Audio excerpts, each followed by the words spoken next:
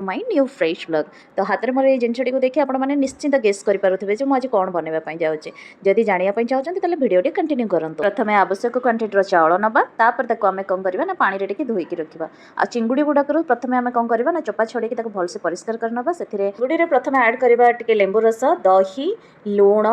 तापर हल्दी गुंड आउ लंका पाउडर आउ गरम मसला पाउडर लास्ट आम ऐड करवा फ्लेवर पाई सोरिष तेल ताको हाथ में भलसे मिक्स कर सारापर मैरिनेशन अध घंटा छाड़ीदे वेस्ट नक आम से समय भितर कौन करवा ना मसलाटा को भलसे फ्राए करने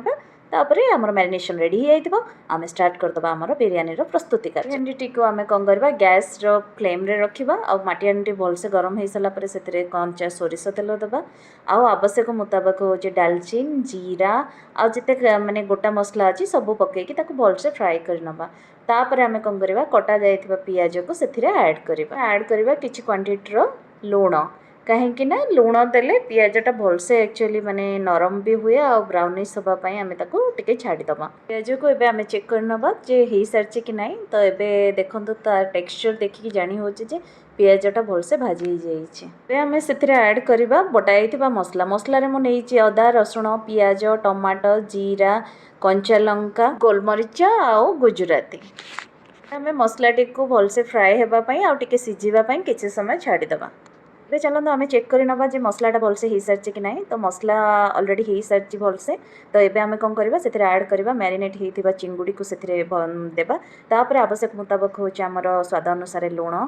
हलदी लंका गुंड गरम मसला आउ दुईटा कंचा लंका भलसे मिक्स करदे कहीं से पानी ऑटोमेटिकली बाहर चिंगुड़ी तो पानी दबा किसी दरकार ना तापर आम कि समय माने चिंगुड़ा भलसे सिझापी छाड़ीदे चेक करना चिंगुड़ा भलसे कषि जाइए कि ना मसला तो ये तार टेक्सचर देखो आ कलर देखो बहुत बढ़िया से आम कसुरी मेथी पकईदे आ हल्का टिके दही देवा कहीं हल्का खटा रही भल लगे कहीं मसलाटा चिंगुड़ी जो मैंने आइसिया फ्लेवरटा पूरा कटिजा दरकार टे तो तापर आम कौन करवा ना जो पानी में भिगेकिना रखी जो चाउल को सीटा आम कौन करवा ऐड करवा आवश्यक मुताबक हूँ पानी देवा जी मैंने चाउलटा भलसे फुटी पार आ पूरा सुखा सुखा हो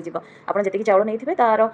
डबल हूँ पानी से देदेवे एवं आम से ऐड करवा धनिया पत्र टिके हूँ भूसंग पत्र दे सारापर आम कौन करवा ना कभर करदे कभर कर सारापर नेक्स्ट प्रोसीजर हूँ मैंने अटा को आम अलरेडी दलिक रखी आम टे मैंने लंबा लंबा टाइप हूँ फिता टाइप बनवाक पड़ो कहीं बिरियानी बनवा बेले हूँ जो कभरटा ना भलसे पूरा सील करा पड़ो आ हांडीर कभर अलरेडी मैंने प्रथम छोट कणा गोटे भी अच्छी मैंने गैस बाहर स्मेल जाना आफ्टर 45 मिनिट्स आम ए चेक करवा बिरियानी कि ना तो टेंटाणा बिरियानी आमर ए पूरा रेडी भिडियो आपको निश्चित भल लगी लाइक शेयर कमेंट आ फॉलो करिए जमा भी भूलु।